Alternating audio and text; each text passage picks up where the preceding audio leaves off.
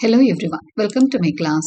இன்னைக்கு கிளாஸ்ல நாம பார்க்க போற topic Invisible Bullets, Renaissance Authority and its Subversion, Henry IV and Henry V in Shakespearean Negotiations. This is a prescribed syllabi in Shakespeare Studies. Before we get into the class, a kind request, நம்ம channel என்ன subscribe பண்ணலைன்னா subscribe பண்ணுங்க, உங்க ஃப்ரெண்ட்ஸ்க்கு share பண்ணுங்க, suggest பண்ணுங்க. Thank you. So title வந்து உங்களுக்கு பெருசாக தெரியுது, but it is not so. Actually Shakespearean negotiations அப்படிங்கிறது தான் ஸ்டீஃபன் கிரீன்பிளாட் எழுதின ஒரு ஃபேமஸான புக். ஸோ இதோட ஆத்தர் பாருங்க, ஸ்டீஃபன் கிரீன்பிளாட். இவரோட புக் என்னது? Shakespearean negotiations. அதில் ஒரு சாப்டர் தான் invisible bullets. Okay, so invisible புல்லட்ஸ்ல இருந்து ஒரு எக்ஸ்ட்ராக்ட் தான் Renaissance authority and its subversion Henry IV and Henry V. So இந்த புக்ல ஒரு சாப்டர் இன்விசிபிள் புல்லட்ஸ், ஷேக்ஸ்பியரியன் நெகோசியேஷன்ஸ்ல ஒரு சாப்டர் தான் இன்விசிபிள் புல்லட்ஸ், அதுல ஒரு எக்ஸ்ட்ராக்ட் தான் இந்த டாபிக் நாம படிக்க போற டாபிக். ஓகே, ஸோ இப்போ உங்களுக்கு புரிஞ்சிருக்கும்னு நினைக்கிறேன். இப்போ now let us know about Stephen Greenblatt. நம்ம ஆல்ரெடி நியூ ஹிஸ்டோரிசிசம் பத்தி 2 எபிசோட் நம்ம சேனல்லே பார்த்துருப்பீங்க. நியூ ஹிஸ்டோரிசிஸ்ட் அப்ரோச் படிக்கிறது அப்படின்னாலும் நம்ம ஸ்டீஃபன் கிரீன்பிளாட்டை தெரியாம எதுவுமே படிக்க முடியாது. ஏன்னா இந்த டேர்ம் நியூ ஹிஸ்டோரிசிசம்ன்ற டேர்மை காயின் பண்ணியிருக்கிறதே ஸ்டீஃபன் கிரீன்பிளாட் தான். அவரை சார்ந்த ஒரு தியரி தான் இந்த நியூ ஹிஸ்டோரிசிசம். ஸோ நம்ம நியூ ஹிஸ்டோரிசிசம்னாலே என்ன பண்ணுவோம்? ஸ்டீஃபன் கிரீன்பிளாட்டை வச்சு தான் ஆரம்பிப்போம். Right. Stephen Greenblatt is a famous American literary critic and the founder of new historicism. New historicism தியரியோட founder Stephen Greenblatt. He studies how literature and history are connected. So இந்த தியரியில் அவர் என்ன பார்க்குறாரு அப்படின்னு சொன்னால், லிட்ரேச்சரும் ஹிஸ்டரியும் எப்படி ஒன்னோட ஒன்று சார்ந்திருக்குன்றதை தான் அவர் சொல்வாரு. His book Shakespearean negotiations explores how power works in Shakespeare's plays. So அவரோட புக், இந்த புக் வந்து ரொம்ப ஃபேமஸ். நான் சொன்னேன் இல்லையா, அதுல இருந்து தான் இந்த இன்விசிபிள் புல்லட்ஸ் எடுக்கப்பட்டிருக்குன்னு சொன்னேன். ஸோ ஷேக்ஸ்பியரியன் நெகோசியேஷன்ஸ் அப்படிங்கிற இந்த புக்ல தான் அவர் தன்னோட தியரியை வெளிப்படுத்தியிருக்காரு. இது ரொம்ப famous book. It came out in 1988. இது ஒரு முக்கியமான ஒன் வேர்ட் கொஸ்டின் தான். It explores how power works in Shakespeare's plays. Power எப்படி வந்து அதிகாரம் வேலை செய்யுது அப்படிங்கிறத பத்தி பேசியிருக்காரு. அதிகாரம்னா பவர், அதாவது ஒரு கவர்மெண்ட் அந்த ஹையர் அத்தாரிட்டி இருக்காங்களா, ராயல் கிங்கோ குவீனோ இல்ல இன்னைக்கு ஒரு பெரிய அந்த ஸ்ட்ராங் பொசிஷன்ல இருக்கிறவங்களோட பவர் எப்படி வேலை செய்யும் அப்படிங்கிறத பத்தி தான் இந்த இன்விசிபிள் புல்லட்ஸ்ல பேசியிருக்காரு. பார்வைக்கு தெரியாது, ஆனா அது பயங்கர பவர்ஃபுல்லா இருக்கும், புல்லட்ஸ் மாதிரி. அததான் இன்விசிபிள் புல்லட்ஸ் அப்படிங்கிறார். ஓகே, பார்வைக்கு அந்த பவர் வந்து நம்மளுக்கு புரியாது, தெரியாது. எப்படி புல்லட்ஸ் வந்து கண்களுக்கு தெரியாதோ அது மாதிரி. ஏன்னா புல்லட் பாயிரப்ப நம்மளால கண்ணில் பார்க்க முடியுமா? பார்க்க முடியாது. ஆனா அடி பலமா இருக்கும், உயிரையே அது வந்து எடுத்துரும். அந்த அளவுக்கு பவர்ஃபுல்லான ஒரு விஷயம் தான் புல்லட். ஆனா அது வந்து பார்வைக்கு தெரியாது. அது மாதிரிதான் பவர் அப்படின்னு தான் சொல்ல வர்றாரு இந்த கான்செப்ட்ல. Okay, born in 1943, he is best known for his works on Shakespeare and Renaissance literature. So இவர் பிறந்தது பாருங்க 1943ல. அவரோட ஒர்க்ஸ் வந்து ஷேக்ஸ்பியர் பத்தி நிறைய எழுதியிருக்காரு. அதே மாதிரி ரெனைசான்ஸ் லிட்ரேச்சர் பத்தியும் நிறையவே எழுதியிருக்கிறாரு Stephen Greenblatt. His book Shakespearean negotiations explores how power and authority function in Shakespeare's plays. So இந்த புக்ல அவர் மெயினா பார்த்திருக்கிறது பவரும் அத்தாரிட்டியும் எந்த அளவு ரோல் பிளே பண்றது அப்படின்றது தான். He has won multiple awards for his scholarship. நிறைய அவார்ட்ஸும் அவரோட ரைட்டிங்காக வாங்கியிருக்காரு. Now let us get into the essay. Introduction about the author பார்த்துட்டோம். Now let us get into the essay. Invisible bullets is an essay by Stephen Greenblatt found in his book Shakespearean negotiations. நான் சொன்னேன் இல்லையா, இது வந்து ஒரு essay, ஒரு சாப்டர்னு கூட எழுதிக்கலாம். எஸ்ஸேன்றதுக்கு பதிலாக நம்ம என்ன எழுதுறோம்னா, it's a chapter is a chapter by Stephen Greenblatt that is found in his book Shakespearean Negotiations. Invisible Bullets, Renaissance Authority and its Subversion is a key essay in the field of New Historicism. So New Historicism அந்த criticism இருக்கு இல்லையா, அதுல வந்து இந்த Renaissance Authority and its Subversion ஒரு முக்கியமான ஒரு டாபிக்கா, ஒரு எஸ்ஸேயா அமைஞ்சிருக்கு. It explores the relationship between power, authority and subversion in Renaissance literature, particularly in the works of William Shakespeare. So இந்த டாபிக்ல நம்ம என்னெல்லாம் ஆல்ரெடி நம்ம பார்த்தது தான், பட் அகெயின் நம்ம எஸ்ஏலையும் இந்த விஷயத்தை தான் பேசுறோம். இட் எக்ஸ்ப்ளோர்ஸ், எது ஆராய்ச்சி செய்து, the relationship between power, authority and subversion. Power எப்படி வேலை செய்யும், அத்தாரிட்டியும் பவரும் கிட்டத்தட்ட ஒண்ணுதான் இல்லையா? சப்வர்ஷன்னா என்னன்னு பார்க்கலாம். எதிர்ப்பு. இப்போ ஒரு பவருக்கு எதிரான வேலைகளை செய்யறாங்க இல்லையா, அதுதான் வந்து சப்வர்ஷன். இப்போ இந்த ஒரு சிஸ்டம், ஒரு ஆட்சி நடக்குது, இந்த ஆட்சி மாற்றத்துக்காக புரட்சி பண்ணுவாங்க இல்லையா, அவங்களதான் வந்து சப்வர்ஷன் அப்படின்னு சொல்றாங்க. அந்த ஆட்சி மாற்றத்துக்காக வேலை செய்யறவங்கள சப்வர்ஸ். They are people who are trying to destabilise the government. அவங்களதான் வந்து சப்வர்ஷன் அப்படின்றாங்க. அதுதான் சப்வர்ஷன் சொல்றாங்க in Renaissance literature, particularly in the works of William Shakespeare. அப்போ ஒரு கவர்மெண்ட்டை ஒரு மறைமுகமா தாக்கணும்னு நினைக்கிற அந்த விஷயத்தான் சப்வர்ஷன் ஆர் சப்வர்ட் அப்படின்னு சொல்றோம். Okay, it is a seminal work in the field of new historicist approach. seminal workனா very important work. Okay, so இந்த இன்விசிபிள் புல்லட்ஸ்ல ஷேக்ஸ்பியரியன் நெகோசியேஷன்ஸ்ன்ற இந்த புக் வந்து நியூ ஹிஸ்டோரிசிஸ்ட் அப்ரோச்சஸ்ல ரொம்பவே ஒரு முக்கியமான புக்கா பார்க்கப்படுது. In this essay, Greenblatt explores the intricate relationship between power and literature during the Renaissance. So இந்த எஸ்ஏல கிரீன்பேட் எதெல்லாம் ஆராய்ச்சி பண்றாரு அப்படின்னா, the relationship between power and literature, பவருக்கும் இலக்கியத்துக்கும் உள்ள சம்பந்தத்தை பத்தியும் இந்த ஒர்க்ல வந்து அவர் பேசுறாரு. ஓகே, ஒரு ஷார்ட்டா உங்களுக்கு நியூ ஹிஸ்டோரிசிசம்னா என்னன்னு சொல்லிடுறேன். இப்போ ஒரு ஆத்தர் வந்து ஒரு புக்கை எழுதுறாரு அப்படின்னு சொன்னா, இப்போ ஃபார் எக்ஸாம்பிள் ஷேக்ஸ்பியரே ஒரு பிளே எழுதுறாருன்னா, அவர் காலத்துல ஏற்பட்ட இந்த சோஷியோ கல்ச்சுரல் சேஞ்சஸ் எல்லாமே அவரோட ரைட்டிங்ஸ்ல ஒரு இன்ஃப்ளூயன்ஸை ஏற்படுத்தும். ஓகே, அவர் எழுதுற விஷயங்கள், அவங்க சொசைட்டில இருக்க விஷயங்கள், நிறைய விஷயத்த அவரோட ரைட்டிங்ல கொண்டு வந்திருப்பாரு. ஏன்னா அவர் பார்த்து பழகின விஷயங்கள் அவரோட ரைட்டிங்ஸ்ல கண்டிப்பா ஒரு தாக்கத்தை ஏற்படுத்தும். ரைட், அது வந்து ஹிஸ்டாரிக்கல் அப்படின்னு சொல்லுவோம். நியூ ஹிஸ்டோரிசிசம்னா என்னன்னா, அது ஒரு தாக்கத்தை ஏற்படுத்தி இருக்குமா, ஷேக்ஸ்பியரியன் ரைட்டிங்ஸ்ல எலிசபெத்தன் ஏஜ், ரினைசன்ஸ் லிட்ரேச்சர் எல்லாமே அவருக்குள்ள ஒரு தாக்கத்தை ஏற்படுத்தி இருக்கும். இப்ப நாம படிக்கிறோம். ஓகே, நாம படிக்கிறப்போ அதை புரிஞ்சுக்கிறது வேற விதமா புரிஞ்சுக்குவோம்னு சொல்றாங்க.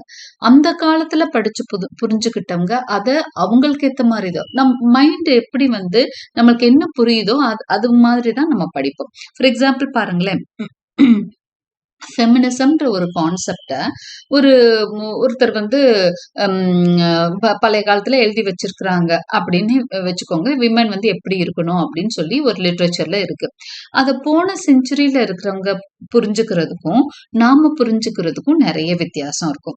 போன செஞ்சுரி என்ன, ஒரு 30-40 வருஷத்துக்கு முன்னாடியே ஒரு பெண் இப்படிதான் இருக்கணும் அப்படின்னு சொல்லி ஒரு ரைட்டர் எழுதியிருக்காருன்னா அதை அக்செப்ட் பண்ணிக்கிற மனநிலை தான் இருந்தது. ஓகே, ஒரு 30-40 இயர்ஸ்க்கு முன்னாடி கூட ஆமா ஒரு பெண்ணுனா இப்படித்தானே இருக்கணும்னு ஏத்துப்பாங்க. ஒரு 100 இயர்ஸ்க்கு முதல் எழுதின ரைட்டர் எழுதினத 30-40 இயர்ஸ்க்கு முன்னாடி வாழ்ந்தவங்க அதை ஏத்துக்குவாங்க. ஆனா இன்னைக்கு நம்ம ஏத்துக்க மாட்டோம். நாம என்ன சொல்றோம், என்ன இப்படி போர்ட்ரே பண்ணியிருக்காரு ஒரு பெண்ணை போய் அப்படின்னு சொல்லி, ஒரு பொண்ணுன்னா இப்படிதான் அடங்கி இருக்கணும் அப்படிங்கிற மாதிரி எழுதுற விஷயத்த ஒரு 30 இயர்ஸ்க்கு முன்னாடி இருக்கவங்க ரீடர்ஸ் வந்து ஏத்திருப்பாங்க. ஏன்னா அன்னைக்கு சொசைட்டி அப்படிதான் இருந்தது. ஆனா இன்னைக்கு வந்து பயங்கர சேஞ்சஸ். ஒரு 30-40 இயர்ஸ்ல உலகம் நிறைய சேஞ்சஸை பார்த்துருச்சு. அப்போ இன்னைக்கு இருக்கிறவங்களால அதை ஏத்துக்க முடியாம போகும். சோ ஒரு மென்டாலிட்டி, ஒரு ரைட்டர் அவரோட பீரியட்ல என்ன எழுந்ததோ அதை எழுதியிருப்பார். ஒவ்வொரு காலகட்டத்துக்கும் படிக்கிறாங்க இல்லையா, அவங்க என்ன பண்ணுவாங்கன்னா அவங்களுக்கு எப்படி புரியுதோ அதை அப்படிதான் பார்ப்பாங்க. இதுதான் new historicism. Okay, in short அப்படிதான். அந்த எபிசோட்ஸ் பாத்தீங்கன்னா இன்னுமே நல்லா புரியும் உங்களுக்கு. இப்போ main arguments of the essay நம்ம பார்க்கலாம். Power allows some rebellion but controls it அப்படின்னு சொல்றாரு.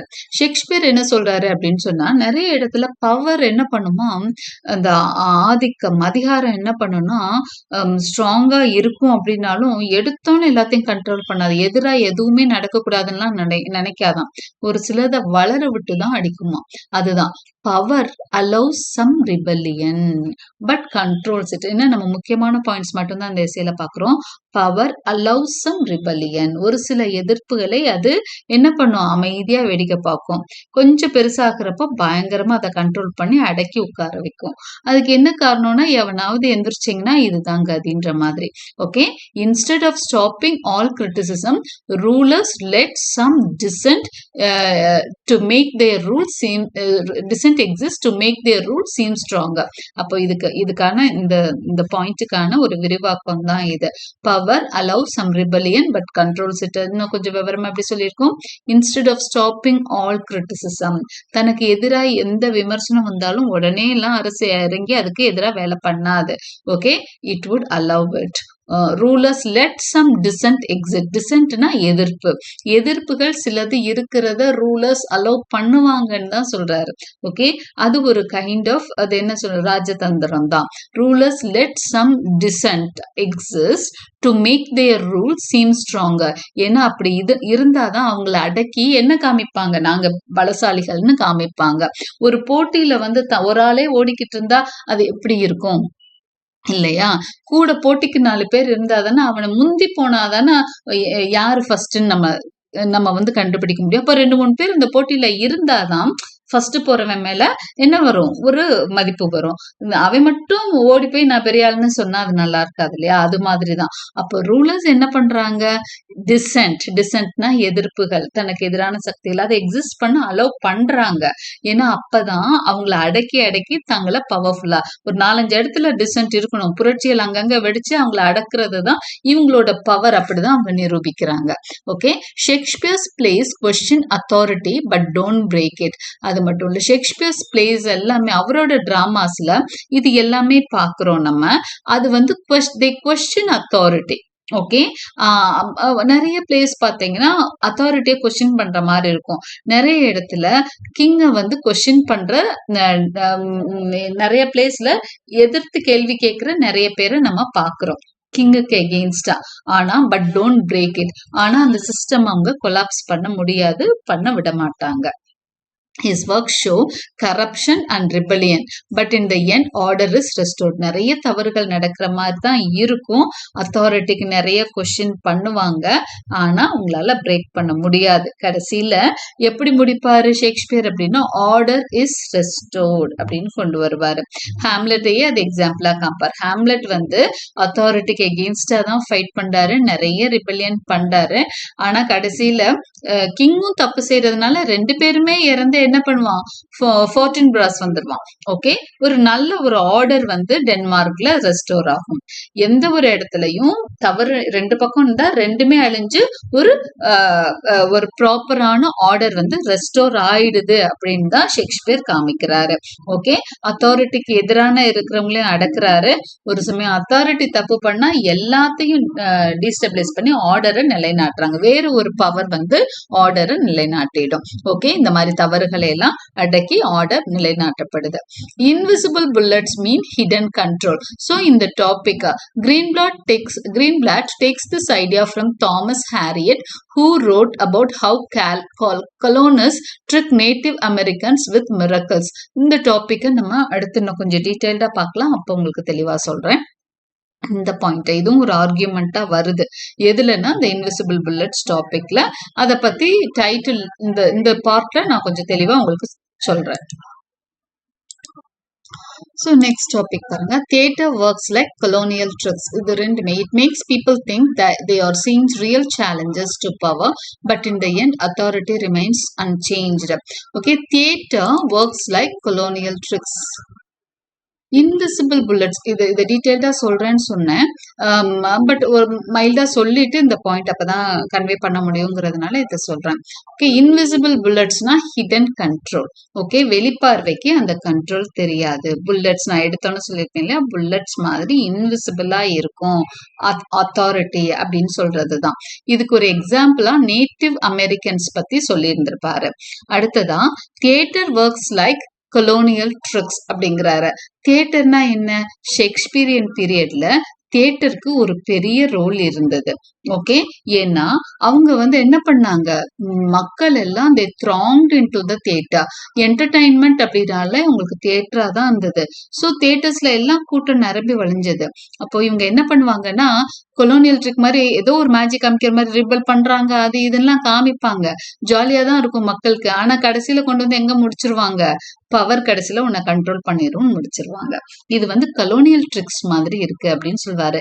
இந்த கலோனியல் ட்ரிக்ஸ்ன்னு ஏன் சொல்றாருங்கிறத அடுத்த டாபிக்ல நான் சொல்றேன் உங்களுக்கு. Okay, it makes people think they are seeing real changes to power. இப்போ அவங்க என்ன நினைப்பாங்க, மக்கள் பரவாயில்லையே, பவரை எதிர்த்து கேள்வி கேட்கலாமோ அப்படிங்கிற மாதிரி ஒரு திங்கிங் வரும் டிராமா பாக்குறப்போ.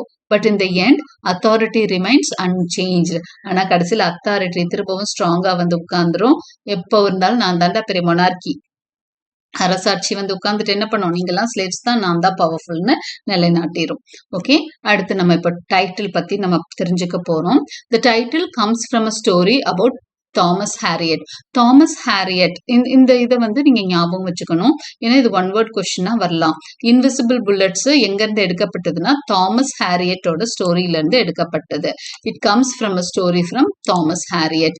இது வந்து என்ன சொல்லியிருக்காருன்னா, ஸ்டீஃபன் கிரீன்பிளாட் தன்னோட ஒர்க்ல டிஸ்கஸ் பண்ணியிருக்கிறதுனால அதை ஞாபகம் வச்சுக்கோங்க.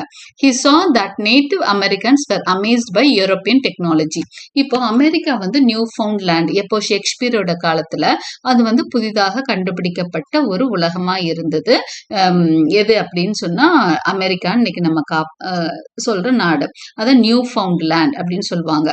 இப்போ தாமஸ் ஹாரியட் அப்படிங்கிறவர் என்ன அவரோட கதையில என்ன சொல்லியிருக்காருன்னா, he saw the native Americans. Native அமெரிக்கன்ஸ்னா அங்க மொதல் இருந்தா, இந்த இங்கிலீஷ் பீப்புள் போறதுக்கு மொதல் அங்க இருந்த பீப்புள நேட்டிவ் அமெரிக்கன்ஸ் சொல்றாங்க.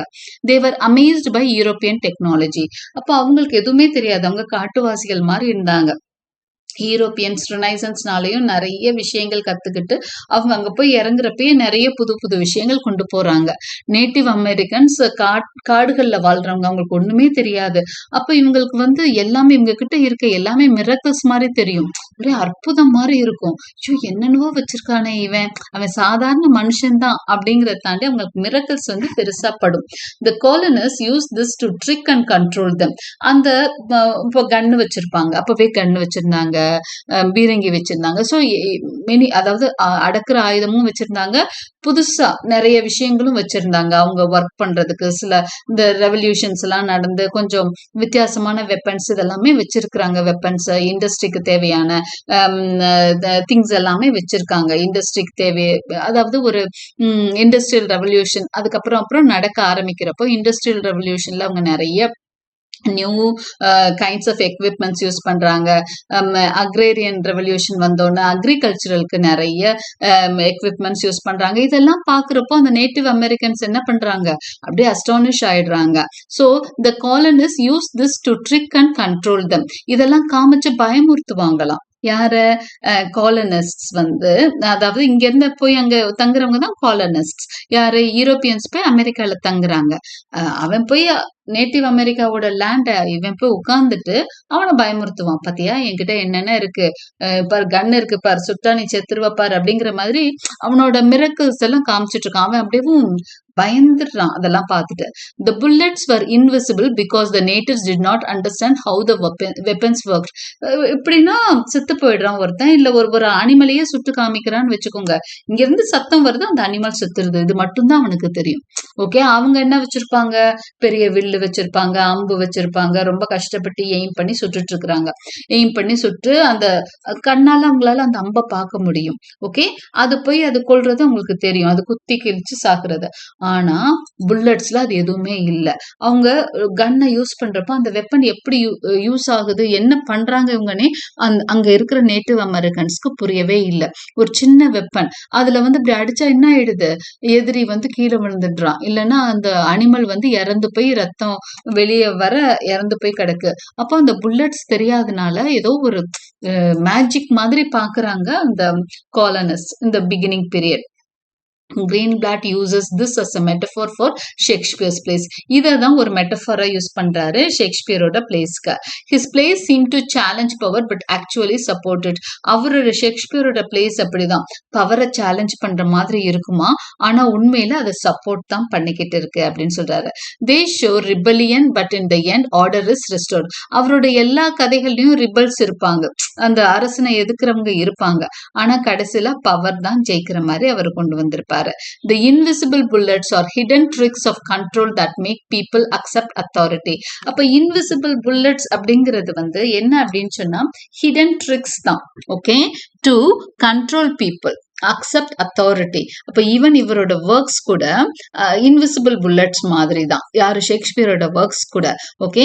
ஸோ அதெல்லாம் ஹிடன் ட்ரிக்ஸ் தான், மக்களை வந்து ரிபல் பண்ணலாமேன்னு சொல்லிட்டு இல்ல நீ அத்தாரிட்டிக்கு அடங்கித்தான் போகணும்னு தான் கடைசியில சொல்ல வைக்கும், ஓகே. கேஸ் ஸ்டடி, இதுல வந்து கேஸ் ஸ்டடிஸ் கொடுத்துருக்கிறாரு, ஒரு சில விஷயங்களை, அதாவது சொல்லிட்டாரு, விஷயம் சொல்லிட்டாரு, ஆர்கியூமெண்ட்ஸ் எல்லாம் சொல்லிட்டு இந்த ரினைசன்ஸ் அத்தாரிட்டியும் அதோட சப்வர்ஷன் பத்தியும் பேசிட்டாரு கிரீன்பிளாட். எந்தெந்த பிளேல இதெல்லாம் ஷேக்ஸ்பியர் கொண்டு வந்திருக்கிறாருன்னு அடுத்ததா சொல்றாரு. இப்போ நம்மளுக்கு வந்து ஹென்ரி ஃபோரும் ஹென்ரி ஃபைவும் தான் அதுல கேட்டிருக்காங்க, அதை மட்டும் தெரிஞ்சுக்கலாம். Authority and subversion in Shakespeare's plays, எந்த பிளேஸ்ல அதை காமிச்சிருக்காரு ஷேக்ஸ்பியர்னு பார்க்க போறோம். Greenblatt applies this idea to Shakespeare, arguing that his plays both question and reinforce authority. So இத வந்து கிரீன்பிளாட் தன்னோட இந்த ஐடியாவை வந்து ஷேக்ஸ்பியரோட பிளேஸ்க்கு யூஸ் பண்றாரு, ஓகே. அவரோட பிளேஸ் வந்து அத்தாரிட்டியை கொஸ்டினும் பண்ணும், அடுத்து அத்தாரிட்டியை நிலைநாட்டவும் செய்யும் சொல்றாரு. Henry four and Henry five, these plays focus on Prince Hal, who starts as a rebellious youth but eventually becomes the powerful King Henry V. இப்போ நீங்க படிச்சிருப்பீங்க, மோஸ்ட்லி உங்களுக்கு ஹென்ரி ஃபோர் பிரிஸ்கிரைப் ஆயிருக்கும் to many of you. Henry four படிச்சிருந்தீங்கன்னா தெரியும், Prince hall பத்தி நீங்க தெரிஞ்சிட்டு இருந்திருப்பீங்க.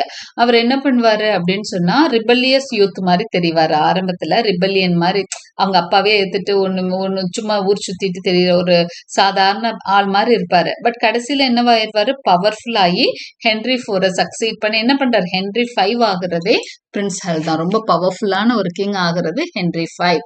Halls friendship with Falstaff, a comic and subversive character, allows him to explore rebellion. அப்போ அவர் என்ன பண்றாரு, பிரின்ஸா இருந்தா கூட அவர் ஃபால்ஸ்டஃப் மாதிரி ஒரு சாதாரண ஒரு ஆளோட என்ன பண்றாரு, ஃப்ரெண்ட்ஷிப் வச்சிருக்கிறாரு. அவன் ஒரு காமிக் ஃபிகரும் ஃபால்ஸ்டாஃப், ஒரு ரிபல்லியன் கூட ஃபால்ஸ்டாஃப், எந்த வேலையும் செய்ய மாட்டான், எல்லாத்தையும் எடுத்து நிக்கிறவன் தான் ஃபால்ஸ்டாஃப். ஸோ அவன் கூட சேர்ந்துக்கிறார். அப்ப அந்த மாதிரி எலமெண்டோட சேர்ந்து அவர் என்ன பண்றாருன்னா ரிபல்ஸ் பத்தி நிறைய எக்ஸ்ப்ளோர் பண்றாரு. ஆக்சுவலா உண்மையில பிரின்ஸ் ஹால் வந்து கடைசியில் நமக்கு என்ன தெரியும், அவர் சும்மா தான் நடிச்சிட்டு இருந்தாரு. ஃபால்ஸ்டாஃப் மாதிரி குரூப்போட சேர்ந்து அரசனுக்கு எதிரான இடங்கள்லாம் எதுன்ற மாதிரி ஆராய்ச்சி பண்ணியிருக்கிறாரு. எப்படியெல்லாம் மக்கள் நினைக்கிறாங்கன்னு அவர் ஆராய்ச்சி பண்ணியிருக்காருன்ற மாதிரி தான் நமக்கு தோணும். ஸோ ஹி அலோவ்ஸ் ஹிம், இந்த ஃப்ரெண்ட்ஷிப் என்ன பண்ணுதுன்னா ஃபால்ஸ்டாஃபோட அவரோட ஃப்ரெண்ட்ஷிப் வந்து allows him to explore rebellion. Rebellion வந்து எந்த இடத்துல தூண்டப்படுது, எதனால தூண்டப்படுதுன்ற மாதிரி விஷயங்களை ஆராய்ச்சி தான் பண்றாரு பிரின்ஸ் ஹால்னு சொல்றாங்க. However, when Hal becomes king, he rejects Falstaff and embraces authority, showing how subversion is ultimately contained. ஆனா அவன் கூட ஃப்ரெண்ட்ஷிப் மெயின்டைன் பண்ணுவாரு. ஆனா எப்பெல்லாம் அவர் பவர்ஃபுல்லா ஆயிட்டாரோ அப்ப என்ன பண்ணுவாரு, உடனே ஃபால்ஸ்டாஃபை கழட்டி விட்டுருவாரு. அவர் கிங்ஷிப் போனோடனையும் ஃபால்ஸ்டாஃப்ன்ற ஒரு கேரக்டரை பக்கத்துல வச்சுக்க மாட்டாரு. அத்தாரிட்டி அவர் எம்ப்ரேஸ் பண்றப்போ ஃபால்ஸ்டாஃபை ரிஜெக்ட் பண்ணிடுறாரு. Showing how subversion is ultimately contained. அப்ப எதிர்ப்பலை இல்லைன்னா அந்த சிஸ்டமை தூக்கி போடுற விஷயங்கள் எதுவா இருந்தாலும் கடைசியில அமுக்கப்பட்டு விடும், அதை ஒடுக்கிடுவாங்க. அத்தாரிட்டி எதிர்ப்பை வந்து வளர விடும், ஆனா ஒடுக்கிரும். இதுதான் subject, okay. The role of Falstaff, இதுல ஃபால்ஸ்டாஃபோட ரோலையும் கிரீன்பிளாட் டிஸ்கஸ் பண்றாரு. Falstaff represents disorder, wit and defiance of authority. ஃபால்ஸ்டாஃப் வந்து என்ன மாதிரி ஒரு சிம்பிளா பார்க்கப்படுறோம், டிஸார்டர், அவனுக்குள்ள எதுவுமே ஒழுங்கு கிடையாது, எல்லாமே எல்லாமே எடக்கு மடக்கா பண்ற ஒரு ஆள் தான் ஃபால்ஸ்டாஃப். விட் இருக்கும், ரொம்ப ஜாலியான டைப் தான். டிஃபென்ஸ் ஆஃப் அத்தாரிட்டியை எதுக்கணும், அத்தாரிட்டி சொல்றது செய்யக்கூடாதுன்னு நினைக்கிறவன் தான் Falstaff. But is mockery of power does not truly challenge the system. ஆனா அவன் கிண்டலும் கேலியுமா இருக்கிறதுனால உண்மையில அவன் வந்து ஒரு பெரிய எதிர்ப்பாளனாவும் நம்மளால பார்க்க முடியல. Instead it serves as a way to demonstrate the strength of the monarchy when Hal eventually abandons him. ஆனா ஃபால்ஸ்டாஃப் மாதிரி கேரக்டர் வந்து என்ன பண்ணுதுன்னா உண்மையிலேயே மொனார்கிய ஸ்ட்ரெங்தன் தான் பண்ணுது. இந்த மாதிரி சில்லறையான ஆளுகளை எல்லாம் என்ன பண்றாங்க, ரொம்ப ஈஸியா ஹால் என்ன பண்ணிடுறாரு, அபேண்டன் பண்ணி சப்டியூ பண்ணி என்ன பண்ணிடுறாரு, தன்னோட பவர் அங்க நிலைநாட்டுறாரு. Greenblatt argues that Shakespeare allows moments of rebellion but ensures they are ultimately defeated or absorbed into the system. அப்போ Greenblatt என்ன சொல்றாருன்னா, எப்படி வந்து அந்த ரெனைசான்ஸ் பவர்ல இப்படிதான் என்ன பண்ணுவாங்க, பொதுவாவே மக்கள் எந்த ஒரு ஆட்சியிலையும் சில எதிர்ப்புகளை, நான் சொன்னேன் ஆரம்பத்துல அது மாதிரி எதிர்ப்புகளை வளர விட்டு ஒடுக்குவாங்க. அதையே தான் பிளேலையும் ஷேக்ஸ்பியர் காமிச்சிருக்காரு. அப்ப அவர் பார்த்த விஷயங்களை அவரோட பிளேக்கு கொண்டு வர்றாரு அப்படிங்கறத சொல்றாரு. அப்ப அவர் என்ன சொல்றாரு, ஷேக்ஸ்பியரும் he allows moments of rebellion.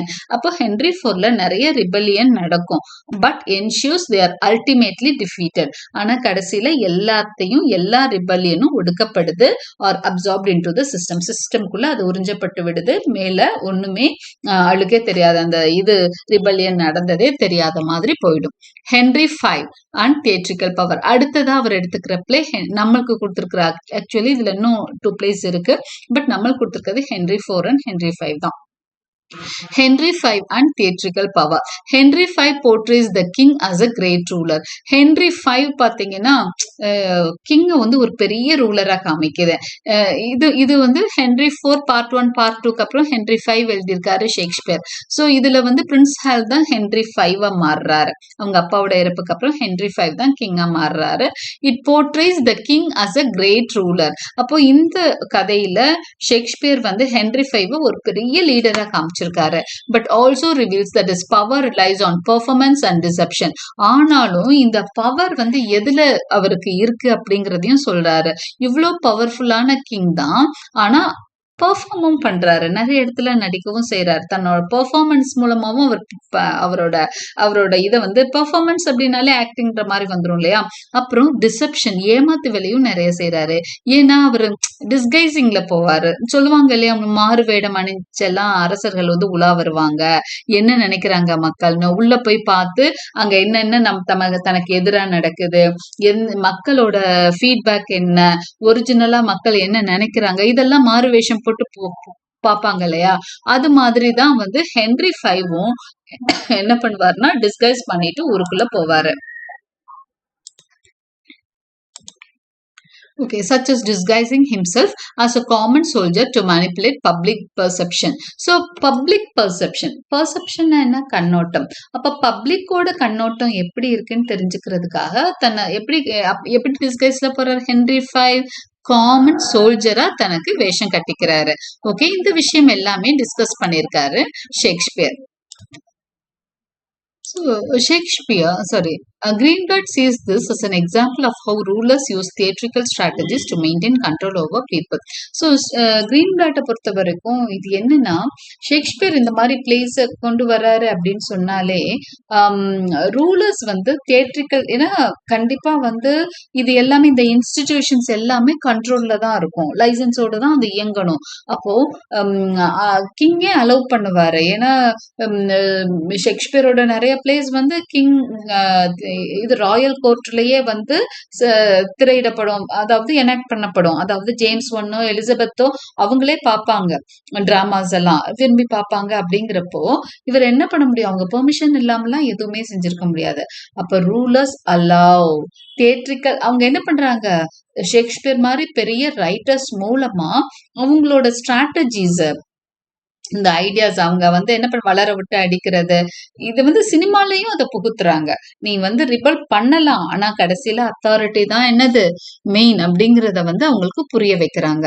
So Greenblatt sees this as an example of how rulers use theatrical strategies to maintain control over people. So new ஹிஸ்டோரிசமே பாத்தீங்கன்னா எந்த அளவுக்கு இலக்கியம் வந்து என்னவா இருக்கும்? இன்ஃப்ளூயன்ஸ் பண்ணும். எதை இன்ஃப்ளூயன்ஸ் பண்ணும் அப்படின்னு சொன்னா, லிட்ரேச்சரை sorry இலக்கியம்ங்கிறேன்.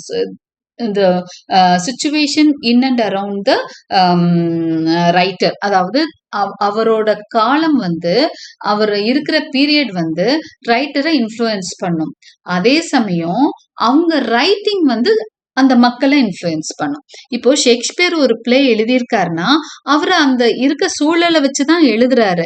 At the same time அவர் வந்து டிராமாஸ மக்கள் பார்க்கறது மூலமா அவங்களுக்கு ஒரு படிப்பினையும் கிடைக்குது.